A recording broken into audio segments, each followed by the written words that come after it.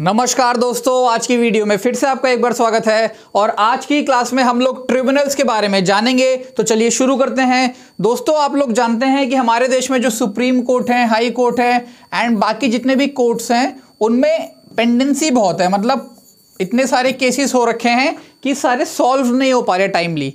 तो जब हमारा संविधान लागू हुआ, कुछ साल बीत गए, तो ये पाया गया कि supreme court, high court and जो बाकी कोर्ट्स हैं ये सारी चीज़ें हैंडल नहीं कर पाएंगे। तो हमें एक ट्रिब्यूनल्स की ज़रूरत पड़ सकती है। इसका मतलब क्या हुआ कि जब हमारा संविधान लागू हुआ तो ओरिजिनली हमारे संविधान में ट्रिब्यूनल्स के बारे में नहीं दिया गया था, इसको बाद में लाया गया ताकि सुप्रीम कोर्ट, हाई कोर्ट ये सारे बड़े बड़े मैटर्स को डील करें एंड ट्रिब्यूनल्स है जो बाकी सारे छोटे मोटे मैटर्स को संभाले। फॉर एग्जाम्पल, तो चलिए शुरू से बात करते हैं। पहले तो मैंने अभी आपको बताया कि ये शुरू में नहीं था, इसको ऐड किया गया 1976 में दोस्तों बाय 42nd अमेंडमेंट एक्ट, जिसके तहत हमारे संविधान में एक नया पार्ट ऐड किया गया, पार्ट 14A। एंड इस पार्ट के अंदर दो नए आर्टिकल डाले गए, आर्टिकल 323A, 323B। ये दोनों बहुत ही इंपॉर्टेंट आर्टिकल हैं, एग्जाम में कई बार इनसे पूछा भी जा चुका है। तो दोस्तों, जो पहला आर्टिकल है ये हमारा एडमिनिस्ट्रेटिव ट्रिब्यूनल की बात करता है। मतलब क्या हुआ इसका अभी समझते हैं। एंड जो दूसरा वाला है, एडमिनिस्ट्रेटिव के अलावा जितने भी बाकी जो मैटर्स बचते हैं ये उनके लिए है, यानी अदर मैटर्स। तो एडमिनिस्ट्रेटिव का मतलब क्या हुआ कि मान लीजिए किसी पब्लिक सर्वेंट को अपनी जॉब से रिलेटेड कोई आपत्ति है कि इसकी जॉब की जो अपॉइंटमेंट लेटर है वो डेट के हिसाब से नहीं चला, जो भी कंडीशंस थी, सैलरी टाइम पे नहीं आ रही, रिटायरमेंट के बाद जो बेनिफिट्स हैं वो नहीं मिल रहे। तो अगर उसको इस चीज़ से रिलेटेड कोई दिक्कत आती है तो वो high court, supreme court directly ना जाए, पहले वो ट्रिब्यूनल्स के पास आ जाए, फिर ट्रिब्यूनल्स जो फैसला सुनाएगा उसके बाद आगे समझेंगे। तो दोस्तों, आर्टिकल 323A जो है वो कहता है कि हमारे देश में एडमिनिस्ट्रेटिव ट्रिब्यूनल्स होने चाहिए। एंड 323B कहता है बाकी मैटर्स के लिए जो ट्रिब्यूनल्स होंगे वो इस आर्टिकल के तहत बनाए जाएंगे। तो अब एडमिनिस्ट्रेटिव भी दोस्तों देखिए, हमारा देश बहुत बड़ा है, सेंट्रल लेवल पे भी होना चाहिए और हर एक राज्य के अंदर भी होना चाहिए। इसलिए हमारे पास सेंट्रल एडमिनिस्ट्रेटिव ट्रिब्यूनल भी है और स्टेट एडमिनिस्ट्रेटिव ट्रिब्यूनल भी है। तो एक एक करके हम दोनों आर्टिकल को डिटेल में जानेंगे।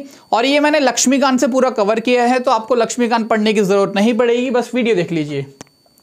तो दोस्तों, आर्टिकल 323A जो है ये कहता है कि हम पार्लियामेंट को ये पावर देते हैं, सिर्फ पार्लियामेंट के पास पावर है, ये चीज आप याद रखिए, ठीक है। ओनली पार्लियामेंट, जो स्टेट की विधानसभा है उनके पास ये पावर नहीं है। ये आर्टिकल पार्लियामेंट को ये पावर देता है कि पार्लियामेंट एडमिनिस्ट्रेटिव ट्रिब्यूनल बना सकता है, स्टेट लेवल पे भी, सेंट्रल लेवल पे भी। अब मैंने आपको बताया कि किस मैटर से रिलेटेड डील करते हैं जो एडमिनिस्ट्रेटिव वाले होते हैं। मैं शॉर्ट फॉर्म में दोस्तों बार बार इसको ऐसे लिखूंगा, एडमिन, ठीक है। एडमिन का मतलब क्या हुआ, एडमिनिस्ट्रेटिव ही हो गया, ठीक है। तो रिक्रूटमेंट या फिर बाकी जो भी कंडीशंस होंगी जॉब से रिलेटेड, उसमें अगर आपको कोई भी आपत्ति आती है तो आप इस ट्रिब्यूनल में अप्रोच कर सकते हैं। कौन से ट्रिब्यूनल में? एडमिनिस्ट्रेटिव ट्रिब्यूनल में। सेंट्रल लेवल पे भी होता है, स्टेट लेवल पे भी होता है, दोनों के बारे में जानेंगे। तो ये आर्टिकल बेसिकली क्या कर रहा है कि सिविल कोर्ट और हाई कोर्ट को फ्री कर दे रहा है कि आप लोग बाकी इंपॉर्टेंट मैटर्स को डील करिए, जो एडमिनिस्ट्रेटिव से रिलेटेड काम है वो हम लोग संभालेंगे, यानी ट्रिब्यूनल संभालेगा। तो civil courts and high courts बाकी जितने इंपॉर्टेंट मैटर्स है वो संभालें। तो दोस्तों, अभी मैंने बोला सेंट्रल लेवल पे भी है, स्टेट लेवल पे भी है। तो पहला है कैट, यानी सेंट्रल एडमिनिस्ट्रेटिव ट्रिब्यूनल। तो चलिए समझते हैं। एंड ये जो ट्रिब्यूनल है ये भी आर्टिकल 323A के तहत ही बनाया जाता है। और किसके द्वारा बनाया जाता है? सेंट्रल गवर्नमेंट, पार्लियामेंट ने दोस्तों एक कानून बनाया, ट्रिब्यूनल्स एक्ट, जिसके तहत वो सेंट्रल गवर्नमेंट को ये पावर देता है कि सेंट्रल गवर्नमेंट ही ट्रिब्यूनल्स बना सकती है एडमिनिस्ट्रेटिव से रिलेटेड। स्टेट की जो गवर्नमेंट है उसके पास ये पावर नहीं है, सिर्फ और सिर्फ केंद्र सरकार के पास पावर है। और ये कौन देता है? आर्टिकल 323A ने पार्लियामेंट को पावर दी कि पार्लियामेंट बनाए, पार्लियामेंट ने पावर दी केंद्र सरकार को कि केंद्र सरकार बनाए। स्टेट गवर्नमेंट के पास ये अधिकार नहीं है। स्टेट को अगर ट्रिब्यूनल बनवाना है तो वो भी सेंटर से ही रिक्वेस्ट करती है, फिर सेंट्रल गवर्नमेंट बनाती है ट्रिब्यूनल स्टेट लेवल पे। अब देखिए, इसमें भी कुछ कैटेगरीज हैं कि कौन कौन से लोग यहाँ पे अप्रोच कर सकते हैं, कौन से लोग नहीं कर सकते। मतलब इनका जो ज्यूरिसडिक्शन है वो कहाँ तक फैला हुआ है कि अगर किसी पब्लिक सर्वेंट को दिक्कत आती है तो कौन कौन से पब्लिक सर्वेंट इसमें इंक्लूडेड हैं, सेंट्रल गवर्नमेंट वाले, स्टेट गवर्नमेंट वाले, डिफेंस वाले, सुप्रीम कोर्ट एम्प्लॉइज, बहुत सारे ऑप्शंस हैं। तो दोस्तों, अगर कोई ऑल इंडिया सर्विस का बंदा है, जैसे कि for example all India service में कौन आते हैं हमारे? IAS आ गए, IPS आ गए। अगर IAS IPS को अपनी जॉब से रिलेटेड कोई आपत्ति आती है, उनको कुछ लगता है कि यहाँ पे गड़बड़ हो रही है, तो वो किस ट्रिब्यूनल को अप्रोच करेंगे? सेंट्रल एडमिनिस्ट्रेटिव ट्रिब्यूनल को। इसे कहते हैं ऑल इंडिया सर्विस। फिर सेंट्रल सिविल सर्विसेज बाकी जो होती है IAS IPS के अलावा जो UPSC के थ्रू निकलते हैं उसको क्या कहते हैं? Central civil service. For example IRTS, Indian railway वाला जो होता है, इंडियन रेलवे ट्रैफिक सर्विस बोलते हैं शायद से। फिर IRS, जितने भी बाकी चीज़ें हैं वो किस में आते हैं? सेंट्रल सिविल सर्विस में आते हैं।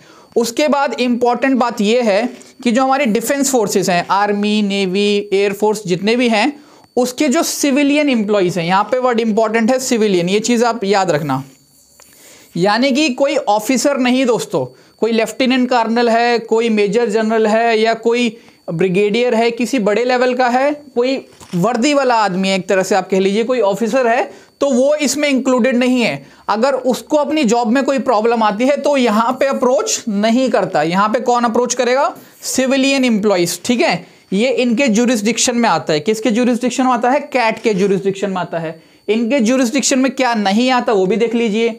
इसमें साफ साफ लिखा है कि मेंबर्स ऑफ डिफेंस फोर्सेस, यानी जो ऑफिसर्स वगैरह हैं, उनको अगर कोई दिक्कत आती है तो वो यहाँ पे अप्रोच नहीं करते, क्योंकि इनका ज्यूरिसडिक्शन यहाँ पे नहीं है।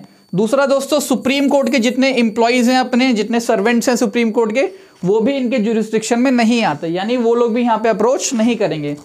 फिर तीसरा है सेक्रेटेरियल स्टाफ ऑफ पार्लियामेंट। हमारा जो भारत का संसद है उसके अंदर जो स्टाफ काम करता है वो भी इनके ज्यूरिसडिक्शन में नहीं आता। यानी जो हमारा ये कैट है, ये किसकी प्रॉब्लम सॉल्व करेगा? सिर्फ इन लोगों की। अगर इन लोगों को अपनी जॉब में कोई दिक्कत आती है तो ये लोग यहाँ पे अप्रोच करते हैं, फिर ये यहाँ पे इनके लिए अपना फैसला सुनाते हैं। बट अगर इनमें से किसी को कोई दिक्कत आती है तो ये कुछ भी नहीं कर सकते, फिर ये लोग सुप्रीम कोर्ट, हाई कोर्ट ऐसे अप्रोच करते हैं। एंड दोस्तों, जो हमारा कैट है, सेंट्रल एडमिनिस्ट्रेटिव ट्रिब्यूनल, ये मल्टी मेंबर बॉडी है। इसमें काफ़ी सारे मेंबर्स होते हैं। 2006 से पहले दोस्तों इसमें एक चेयरमैन होते थे, एक वाइस चेयरमैन और बाकी मेंबर्स होते थे। बट 2006 के बाद वाइस चेयरमैन का जो पद है उसको हटा दिया गया, उसको रिमूव कर दिया गया। एंड अब हमारे इसमें जो कैट है, इसमें क्या है? एक चेयरमैन रहेंगे और 69 मेंबर्स की मैक्सिमम स्ट्रेंथ इसमें अभी लगा रखी है, यानी 69 मेंबर्स हो सकते हैं। एंड जो ये मेंबर्स होंगे दोस्तों, ये जुडिशियल फील्ड से भी हो सकते हैं एंड एडमिनिस्ट्रेटिव फील्ड से भी हो सकते हैं। फॉर एग्जांपल, कोई जुडिशरी का कोई जज है, लाइक छोटे मोटे जो कोर्ट्स होते हैं, कोई हाई कोर्ट का जज है, रिटायर हो चुका है, उसको भी यहाँ पे डाल सकते हैं। देन दोस्तों, बाकी जो एडमिनिस्ट्रेटिव स्ट्रीम्स का मतलब क्या कि कोई रिटायर्ड पब्लिक सर्वेंट हो गया, IAS हो गया, IPS हो गया, रिटायर हो चुके हैं, तो उनको भी इसमें एज अ मेंबर इंक्लूड कर सकते हैं। बट अभी बताएंगे कि इनका अपॉइंटमेंट कैसे होता है। इंपॉर्टेंट बात यह है कि जिसको भी इस बॉडी का मेंबर बनाना है उसकी मिनिमम एज 50 होनी चाहिए। अगर कोई व्यक्ति 49 साल का है, 49 का है, तो वो यहाँ पे मेंबर नहीं बन सकता। मिनिमम एज है 50। अब देखिए, मैंने बोला एक चेयरमैन है, बाकी 69 मेंबर्स हैं। तो चेयरमैन का सीन क्या है कि उनका जो अपॉइंटमेंट होता है वो 4 साल के लिए होता है। बट अगर उनकी उम्र 70 हो जाती है तो उनको रिटायर कर दिया जाता है। फॉर एग्जाम्पल, मान लीजिए उनकी एज अभी है 62, ठीक है, तब तो उनको 4 साल के लिए अपॉइंटमेंट, लाइक उनको अपॉइंट किया जाता है। बट मान लीजिए उनकी एज है 68, जो हमारे चेयरमैन यहाँ पे बने हैं उनकी एज 68 है, तो जैसे ही वो 70 होंगे उनको रिटायर कर दिया जाएगा। ऐसा नहीं कि वो 4 साल तक चलते रहेंगे, ऐसा नहीं है। और जो बाकी मेंबर्स हैं, चेयरमैन का तो ये हो गया, बाकी मेंबर्स का क्या है कि उनका भी 4 साल के लिए अपॉइंटमेंट किया जाता है। बट अगर उनकी एज 67 हो जाती है तो उनको रिटायर कर दिया जाता है। देन दोस्तों, ये जो कैट है हमारा, इसके जो मेंबर्स हैं, जो चेयरमैन है, इनको अपॉइंट तो कौन करता है? हमारी केंद्र सरकार, यानी central government. But on the recommendation of search come selection committee, एक कमेटी के रिकमेंडेशन पे सेंट्रल गवर्नमेंट अपॉइंट करती है, अपनी मर्जी से नहीं करती। एंड इस कमेटी के जो चेयरमैन होते हैं वो कौन होते हैं? Chief justice of India. हमारे जो सुप्रीम कोर्ट के चीफ जस्टिस हैं वो इस कमेटी के चेयरमैन होते हैं। बाई चांस सुप्रीम कोर्ट के चीफ जस्टिस अवेलेबल नहीं है तो कोई और सुप्रीम कोर्ट का जज इस कमेटी का चेयरमैन होता है। एंड जो ये सुप्रीम कोर्ट का जज है, इनको नॉमिनेट भी CJI ही करते हैं, यानी चीफ जस्टिस साहब अपने बिहाफ पे किसी और जज को भेज सकते हैं और इस कमेटी का चेयरमैन बना सकते हैं। एंड सबसे इंपॉर्टेंट बात जो सुप्रीम कोर्ट ने 1997 में बताई कि देखिए, पहले क्या होता था, मान लीजिए कैट ने कोई फैसला सुनाया, यहाँ पे 2 लोग हैं, A और यहाँ पे B। तो कैट ने ए के फेवर में डिसीजन दिया, बी हो गया नाराज, तो बी अप्रोच तो करेगा कहीं ना कहीं जाके कि भाई मेरे साथ नाइंसाफी हुई है। ट्रिब्यूनल ने जो फैसला सुनाया वही पत्थर की लकीर तो है नहीं कि उन्होंने फैसला सुना दिया, भगवान है आपको मानना ही पड़ेगा। तो जो दूसरा बंदा है ये अप्रोच करना चाहता है किसी हायर कोर्ट में, इससे ऊपर के लेवल के कोर्ट में।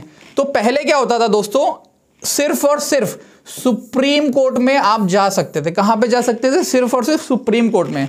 यानी अगर आपको कैट के या किसी और ट्रिब्यूनल के डिसीजन से कोई आपत्ति है, आपको संतुष्टि नहीं मिल रही, तो आप सिर्फ और सिर्फ सुप्रीम कोर्ट को अप्रोच कर सकते थे, हाई कोर्ट के पास आप नहीं जा सकते थे। ये चीज आपको याद रखनी है। बट सुप्रीम कोर्ट ने बोला 1997 में चंद्र कुमार केस में कि ये चीज अनकॉन्स्टिट्यूशनल है। हाई कोर्ट के पास भी अपनी जुडिशियल रिव्यू की कुछ पावर्स हैं, आप उनको उनसे नहीं छीन सकते, ये अनकॉन्स्टिट्यूशनल हो जाएगा। एंड जुडिशियल रिव्यू हमारा बेसिक स्ट्रक्चर डॉक्ट्रिन का पार्ट है, तो पार्लियामेंट इसको चेंज नहीं कर सकती। तो सुप्रीम कोर्ट ने बोला कि अब से अगर आपको कैट के डिसीजन से कोई आपत्ति है, देखिए ये सीक्वेंस है कि कैट ने डिसीजन सुनाया, अब से अगर आपको इनके डिसीजन से कोई आपत्ति है तो पहले आपको हाई कोर्ट जाना पड़ेगा, फिर ही आप सुप्रीम कोर्ट आ सकते हैं। आप डायरेक्टली सुप्रीम कोर्ट नहीं आ सकते, ये चीज आपको याद रखनी है। चंद्र कुमार केस 1997, यानी अब आपको पहले हाई कोर्ट जाना पड़ेगा।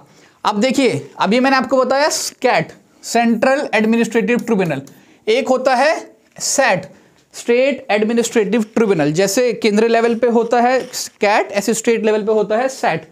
देखिए दोस्तों, इस एक्ट के तहत, अभी मैंने एक्ट का नाम बताया था ना, तो एडमिनिस्ट्रेटिव ट्रिब्यूनल्स एक्ट के तहत ये एक्ट सिर्फ और सिर्फ सेंट्रल गवर्नमेंट को ये पावर देता है कि वो लोग ये ट्रिब्यूनल्स बना सकें राज्य के अंदर भी। राज्य सरकार अपनी मर्जी से नहीं बना सकती, उनको सेंटर से निवेदन करना पड़ेगा, सेंटर फिर बनाती है। अब देखिए इसमें भी सेम चीज है, सेंट्रल गवर्नमेंट अपनी मर्जी से नहीं बनाती, ये एक कमिटी के रिकमेंडेशन में बनाते हैं। जैसे हमारा उसमें था ना कि चीफ जस्टिस ऑफ इंडिया साहब उस कमेटी के चेयरमैन थे, ऐसे ही स्टेट लेवल पे अगर बनाना है तो एक कमेटी होती है, जिस कमेटी के चेयरमैन कौन होते हैं? उस स्टेट के जो हाई कोर्ट होते हैं उसके चीफ जस्टिस, यानी chief justice of high court जो जिस स्टेट में ये बनाया जा रहा है।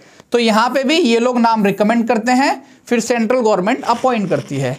और आप जॉइंट ट्रिब्यूनल्स भी बना सकते हैं। मान लीजिए, ये तो मैंने बताया किसी एक स्टेट के लिए, मान लीजिए कोई 2 स्टेट है जो चाहते हैं हमारा जॉइंट ट्रिब्यूनल बन जाए, 2 या क्या, मान लो कोई बोल रहा है कि भाई 4 स्टेट का एक साथ बना दो, तो 4 स्टेट का भी एक ट्रिब्यूनल कॉमन बना सकते हैं। अब दोस्तों आर्टिकल 323A हमने देखा वो एडमिनिस्ट्रेटिव ट्रिब्यूनल के लिए था। अब आर्टिकल 323B, इसमें बाकी जितने भी मैटर्स होते हैं उनका यहाँ पे देखा जाता है। जैसे कि मान लीजिए टैक्सेशन, सबसे कॉमन तो यही है कि गवर्नमेंट ने ज़्यादा टैक्स काट लिया, अब आप कहाँ जाओगे, किसको अप्रोच करोगे? हाई कोर्ट, सुप्रीम कोर्ट तो डायरेक्ट जाओगे नहीं, वहाँ तो वैसे भी इतने केसेस पेंडिंग है। यही सब सोच के ट्रिब्यूनल्स बनाया गया था कि छोटे मोटे लेवल पर जितने भी केसेस हैं वो कोई दूसरी बॉडी डील करे उसके साथ, ताकि सुप्रीम कोर्ट, हाई कोर्ट में इतनी भी भीड़ ना लगे। आप हमारे देश की आबादी जानते ही हैं, पॉपुलेशन जानते ही कितनी है, तो केसेस भी उस हिसाब से होते हैं। अब जैसे टैक्स का मैंने एक एग्जांपल दिया, लैंड रिफॉर्म्स, मान लीजिए गवर्नमेंट ने कोई लैंड रिफॉर्म निकाला कि आपकी ज़मीन आपसे छीन के यहाँ पे रेलवे बनाना चाहते हैं और आपको जो उस ज़मीन के बदले पैसे हैं वो कम मिले, तो आप कहाँ जाएंगे वो लेके? आपके साथ तो नुकसान हो गया, तो आप ट्रिब्यूनल्स में अप्रोच करेंगे इस आर्टिकल के तहत। फिर ट्रिब्यूनल्स फैसला सुनाएगा कि नहीं गवर्नमेंट आपने कम पैसा दिया है, आप इनको और दीजिए, या ये भी बोल सकते हैं कि नहीं गवर्नमेंट सही कर रही है क्योंकि वो पब्लिक के लिए बनाया जा रहा है रेलवे। तो जो भी डिसीजन आएगा उस हिसाब से फिर आप आगे अप्रोच करेंगे। आप अगर डिसीजन से संतुष्ट हुए तो ठीक, नहीं हुए तो आप हाई कोर्ट में अप्रोच कर सकते हैं। इस केस में भी क्या है, चंद्र कुमार केस 1997, कि आपको पहले हाई कोर्ट जाना पड़ेगा। अगर आपको इनमें से किसी भी ट्रिब्यूनल के साथ कोई दिक्कत आती है, इनके डिसीजन से कोई आपत्ति आती है, तो पहले आप हाई कोर्ट जाएंगे, फिर सुप्रीम कोर्ट, जो मैंने अभी आपको उधर बताया था। रेंट वाला भी आजकल बड़ा कॉमन है कि रेंट एग्रीमेंट और टेनेंसी राइट्स जो भी आपके हैं, इसमें भी आपको कोई दिक्कत आती है तो आप इन ट्रिब्यूनल्स में अप्रोच करते हैं। अब इन दोनों का एक कंपैरिजन देख लेते हैं, बहुत इंपॉर्टेंट है, एक तरह से रिवीजन है आपके लिए। आर्टिकल 323A में मैंने बताया सिर्फ और सिर्फ एडमिनिस्ट्रेटिव ट्रिब्यूनल्स, और इसमें क्या है, बाकी मैटर्स के लिए, ठीक है। अब इंपॉर्टेंट बात क्या है कि जो पहला आर्टिकल है 323A, ये सिर्फ और सिर्फ पार्लियामेंट को अधिकार देता है एडमिनिस्ट्रेटिव ट्रिब्यूनल्स बनाने का, ये चीज इंपॉर्टेंट है दोस्तों। एंड जो दूसरा आर्टिकल है ये भारत के संसद को यानी पार्लियामेंट को भी अधिकार देता है, इसके साथ साथ ये स्टेट की विधानसभा को भी अधिकार देता है, यहाँ का मतलब वहां का जो लेजिस्लेचर है, कि वो भी बाकी मैटर से रिलेटेड ट्रिब्यूनल्स बना सकते हैं। एंड इन दोनों ही केसेस में अगर आपको कोई डिसीजन पसंद नहीं आता तो आपके पास जुडिशियल रेमेडी अवेलेबल है, यानी कि आप सुप्रीम कोर्ट, हाई कोर्ट को अप्रोच कर सकते हैं। बट प्रोसेस क्या है कि पहले आपको हाई कोर्ट जाना पड़ेगा, फिर उसके बाद सुप्रीम कोर्ट जाना पड़ेगा। वीडियो अगर दोस्तों आप लोगों को समझ आई हो तो ज़रूर शेयर करें। एंड आने वाली जो भी वीडियोस बनाऊंगा आप सबसे पहली बात तो अगर आप लोगों को कोई फीडबैक देना है, कोई कमेंट देना है कि कौन कौन से टॉपिक्स पे बनाना है, तो वो भी आप कमेंट सेक्शन में बता सकते हैं, ठीक है। एंड वीडियो को प्यार देने के लिए धन्यवाद। फिर मिलते हैं नेक्स्ट क्लास में। बहुत बहुत धन्यवाद।